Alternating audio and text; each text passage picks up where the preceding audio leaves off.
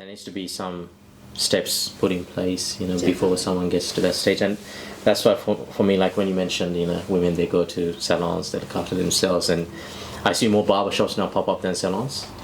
That's because I think that's brilliant. And like places like this, international salons, so that's really focusing on men's products itself. That is a separate section here.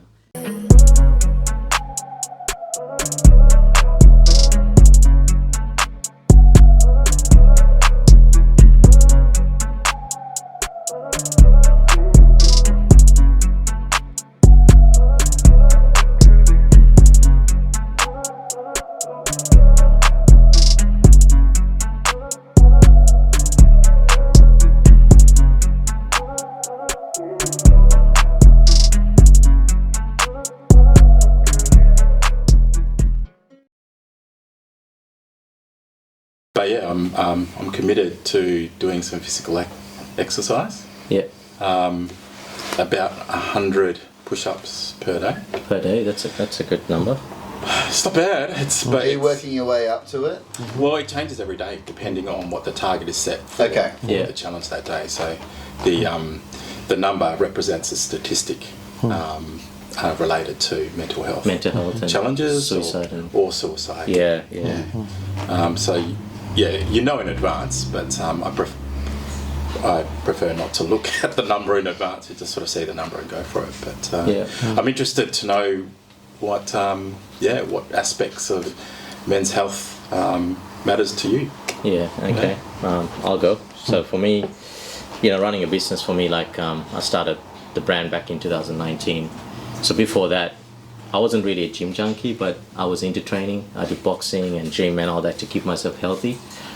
But then starting a business, it puts a lot of pressure on you, a lot of pressure on the shoulders, where you just completely neglect yourself. Like you don't really look after yourself, and your eating goes off track, no training. But for me, like recently, there are times that I actually would sit on the couch and I would cry to my missus and tell, I don't like the way I feel, mentally, physically. So I got to know a few guys at this gym, at a jujitsu gym. So I've been training now for 4 weeks, being committed, because for us, like, all of us could agree that, if we don't look after ourselves, our health first, we can't actually, pass our positive healthiness to people around us. So it's been great. Get a bit emotional thinking about it now, like, So I think, even with the push-up challenge, the boys, we call it the Beers of Perth. We got together. We're doing this push-up challenge for just in the last 2 weeks. We heard about 2 suicides that took place as well. So just adding the numbers, and it's really important for us to personally look after ourselves first, as I said, and then share that positiveness to people around us. What about you, Doctor? Yeah. Well, it's almost a similar story to yours. Running a business, a medical practice, very, very challenging, especially in this last 2 years with COVID and all the changes in guidelines and staffing issues. So very, very stressful trying to get the right work-life balance. And well, for me, I'm very passionate about my soccer and tennis. I actually just came from a session this afternoon with the guys. So that's how I try and balance my life. Is because for men we work hard. Not females, our wives and partners, they also work hard and look after the house. And but for men, there are not too many outlets. That's what I find out for us to engage other men. Men tend to bottle things in, and until things really get to a critical stage and bang, they explode. And it's very important for us. And the analogy, as I was saying before, was I asked people, when did you wait for your car to break down before you take your car for a service? And most people will say, that's how I ask my patients. So I look at men's health from a physical and psychological point of view, because if the physical is not well, so oftentimes that has a rubber effect on the psychological aspect of things as well. So it's very important, especially being a migrant here. There's so many challenges with migration. You leave your family back home, you worry about them, all the unstable political climate and economic climate. So oftentimes you're supporting them, and a lot of people working double shifts and triple shifts to try and support the family. And then other challenges of life. So the encouragement should be given to men to have ways of outlets for their emotions. Say there's men's shed. What men's shed tends to be more for the older folks, in inverted comma. Yeah, I heard about that. Things like going to the gym, like you said, could be an opportunity. Participation in community services, community activities. I think that's also another way to meet other men. And some people, take their solace in religion, go to churches and participate in it. But one would try and encourage men to try and nip things in the bud and just ventilate. There's a lot of therapeutic benefit from just speaking out to someone, because you're sort of sharing the load, the burden. So it's very poignant that we're talking about men's health at this time, which is the end of the Men's Health Week. So I don't know what's your... Well, I can certainly speak to that. It's actually quite bizarre timing for me in a lot of ways. My physical health has been directly related to my mental health in times of late. And I guess I was that walking person who wouldn't go and get the car serviced, or get it checked until it broke down. I mean, quite literally my last health checkup came because I had an unrelated health scare, which led to me going in, seeking help, and then getting the rest of my stuff checked out, which ended up being okay. But isn't that always the case, that you don't feel sick, so you don't get anything checked until you kind of need it? I don't know if that's an isolated experience. But do you? Are there signs, though, along the way? Possibly. But the thing is, when I had competing priorities, with that being my mental health, I let my physical health go as a way of coping through the mental health side of things. So without getting too vulnerable, it wasn't until I needed to get a grip on my mental health and I went and seek support for that quite recently, which helped a lot, that I kind of had the capacity and the resources that I needed to start focusing on my physical health. And that's been really valuable for me, even just in the past month. I'm a week into quitting smoking at the moment as a result of seeking someone to go. Well done. Yeah, it's been great. Well done. So it's quite timely that I'm here right now talking to you guys. But the relationship between those two things are really powerful. Healthy body, healthy mind, and it kind of goes the other way too. Absolutely, right? absolutely. Yeah, that's congratulations on working towards that goal of giving away the cigarettes. I had 3 goes at it before finally kicking the habit, but still triggers and it comes back to me, particularly after having a lovely, like a curry or something like that, or just during, coffee, absolutely, coffee, and particularly after work, like when your mind's working away and I'm working on a task and then I'm thinking of a break, then that trigger will come back in relation to cigarettes. But I'm so glad that I finally kicked that. It wasn't just me. It was actually my family that helped that motivated and inspired me essentially. And that's interesting around what you're saying around the not necessarily going for the checkup and keeping things sort of smooth and running. I guess I would never come and see a doctor, or in the past willingly. That's probably my upbringing as a child around what the beliefs were that a doctor provides.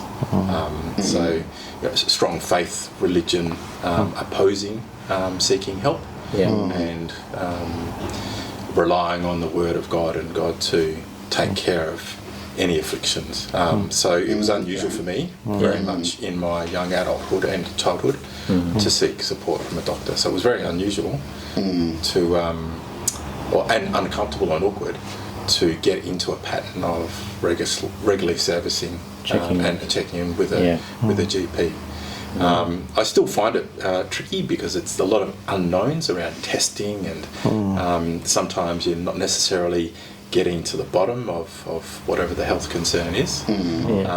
But I guess my take on it is that keep exploring, because I certainly won't know the answers all myself. So turning to other people, even you fellas, like you've got strengths and experience and knowledge that I don't know about. So if I can feel vulnerable to share some things about me, and then you might also share some things, and that'll spark a bit of an idea moment that maybe I should try that in relation to health. So yeah. No, I can agree with you. I mean, for me, like I was born in Sri Lanka and growing up in Sri Lanka, for having a regular checkup, to check yourself, it's not something that we actually did unless something's wrong with you. Something's wrong. So I think that's basically something I've actually carried down moving to Australia now. Like if I'm not feeling well, I'll just take a Panadol and that's it. If I get a migraine, then my missus is like, you should go and get yourself checked. Do a yearly check, and I always put off on that. I'm like, okay, all right, I will. But I still haven't. I think for the last checkup I had was like 3 years ago. It's crazy thinking. Do you find it's the grind? It's a grind, and also I think it's cultural as well for me. Like my dad never did it. My family, none of the members in the family did it. So like for me now, it's like unless like the doctor said, you got to get your car serviced, and would you wait until your car breaks down? And also for me, I think in the back of my mind is like, if I get a checkup done, if something's wrong with me, like knowing the unknown, that will scare me. So I might as well just wait. And like I'm a godly person, like I believe in God and all that stuff, and the spirituality is there. Like I don't know, I think it's just all that just plays a role in how we think and how we look after ourselves. Like I used to be a smoker, and for me quitting smoking was tough. But you're right. Like if you had the resources around you, the support. My mum was always like, "Althaf, stop it. It's not good for you." And then I stopped it because Mum's word is like you don't go against that, Okay. Then I stopped it. But I do understand occasionally, like after a long day of work or with a coffee, you have that feel, you need that drag. But thank God I haven't got, I've got into it. But well done to you too. Yeah. Thank you. That's saying now, go to the doctor, get yourself checked up regularly. No, my wife now kicks me on the butt. Like she's like, you gotta get yourself checked. You gotta, because I had like. I'll open up here. Like I had some issues with my gut, and after a few months, like it was okay, and I was like, okay, something was wrong. Now it's okay. It's resolved itself. Okay. So I shouldn't get myself checked. No. I know. That no is a big no there. Yeah. So for me, as a general practitioner, we try to practice preventive medicine. Try and prevent. Of course, you also try to treat when things have developed. And just like you said, I'm from Nigeria. You don't go to see the doctor unless you're sick. There's a lot of pharmacies you can just go and buy. Malaria was very prevalent in Nigeria. You just go to the pharmacy and they'll give you chloroquine or Fancida and you take it. Self-medication is quite, the order of the day there. But when we migrate to places, it's a civilized society, the longevity here, is in the order of 80-something years old for, maybe I can't, on top of my head, I'm not, but I think about 82 for men, 85, longevity for 85 for women, thereabout. So there's a reason for that, and it's because of health checks and early diagnosis and management, whereby things like cancer are not death sentences anymore.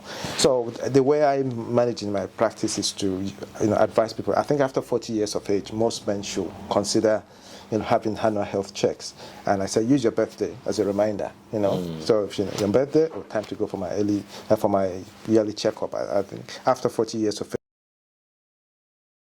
age, things that one should be very, conversant about or conscious about blood pressure, your blood sugar, your cholesterol, at least the minimum. Then depending on the family history, there's a family history of heart disease or bowel cancer. There's screening tests that could be done from 40 years of age. Same thing for women as well, where breast cancer is fairly common. For them to get to see the GP, do their cervical cancer and all that. So I know this is mainly about men, but I'm just trying to talk in general about health checks. And then by the time you get to 50s, then you start looking at doing more, advanced tests like calcium score to check your heart to make sure there are no blocked arteries. What was that last one? What's the calcium score? Calcium score, because that gives you an idea of how much plaque is formed around the arteries. With what's happened with Shen1 and all that this year, that has increased the awareness about heart health, and we've seen a lot of patients coming in to be screened for those. So whilst religion is good, but there's also a saying there that, yes, religious without work, huh?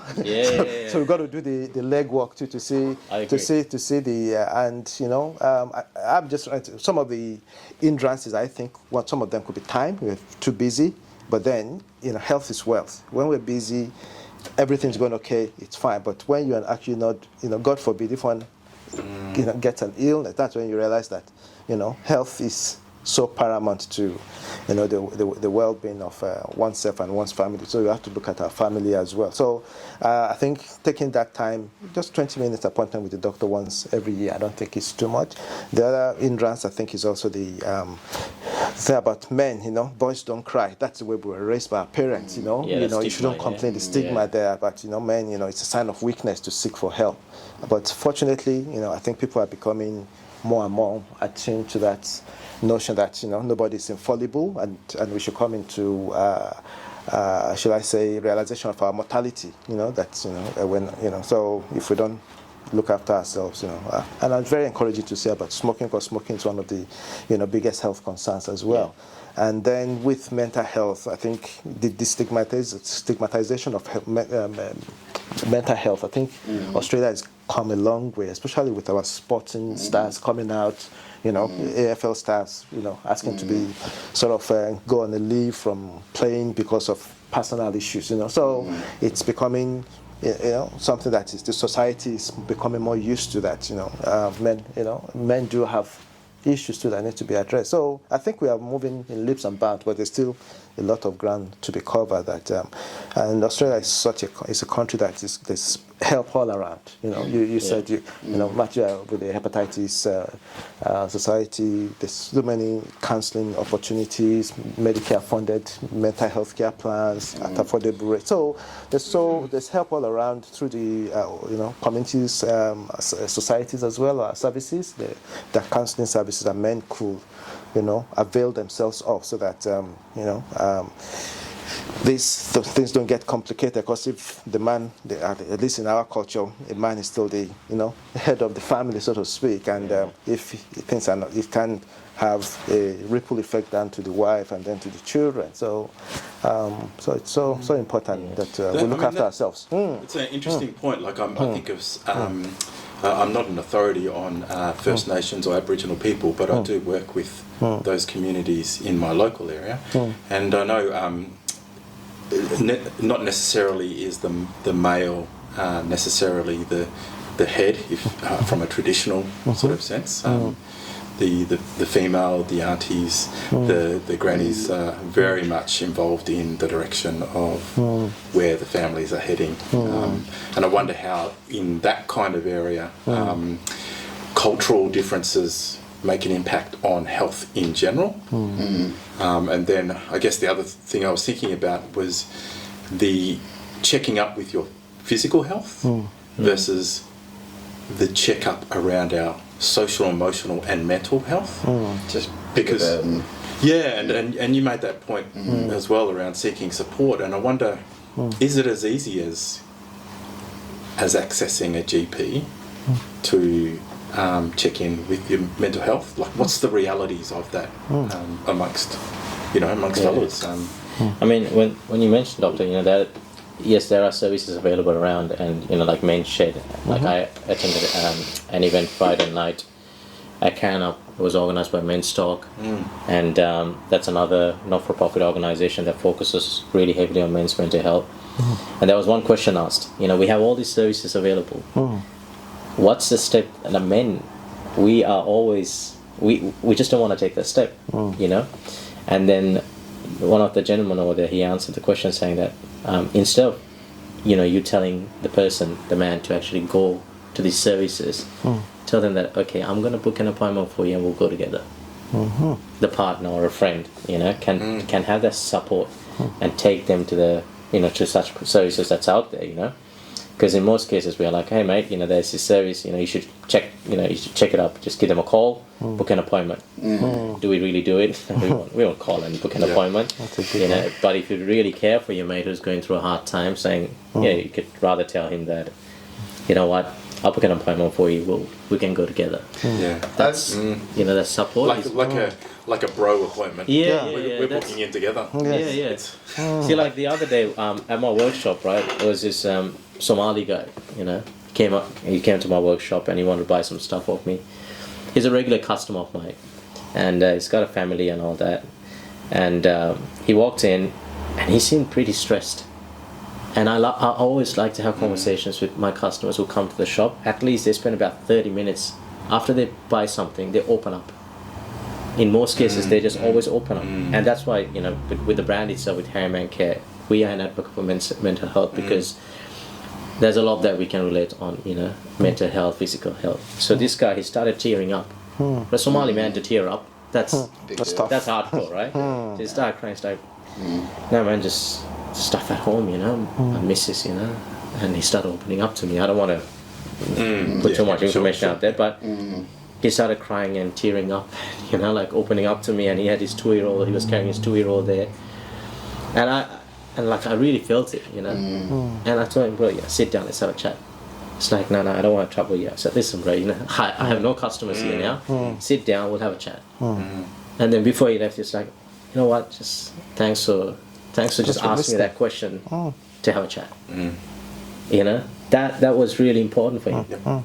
I've experienced that myself, not just in my work, but also personally. I work with Hep B and Hep C, very stigmatized issues. And one thing that I found a lot with some of the clients we deal with is they need the perception that the services we're offering are safe and unstigmatized, and that there's no static or anything for whatever they've been up to, or whatever they're concerned about. And then I reflect on my own experiences going to GPs and doctors, no offense, but some are fantastic for feeling, you talked about supportive, sometimes I feel like I'm on a meat processing line and you have 5 minutes, you didn't get eye contact, and I may have just had some bad experiences. But having engaged with a good GP that gave me that sense of connection and support, I guess made all the difference. Because for me, I'd be more likely to go to Dr. Google than a doctor sometimes to try and get to what the problem is. And of course, you end up, convincing yourself you're dying. Like, how many times has that happened to me now? Like 9 times. And it's happened to me as well. Like when I had a gut health issue, right? I went on Google and I'm like, why is this happening to me? And I put the keywords. I'm like, shit, this is what's happening to me. I'm not going to go to the GP because the GP is going to tell me that, okay, this is your issue. But thank God after about 2 weeks, it was okay. And I was like, okay, One time in particular that happened to me, I was so anxious about that approach because I convinced myself that I had all the listed symptoms for this thing that I wasn't willing to go and speak to someone about until I got to that car breaking down tipping point where I felt like I had to go and speak to someone. So I went to the after hours GP clinic, spoke to this fantastic doctor, and he took what I was saying quite seriously and asked me all the right questions, and turns out I don't have esophageal cancer, I had heartburn. And I remember getting back to the car afterwards and feeling this tremendous sense of relief breaking down.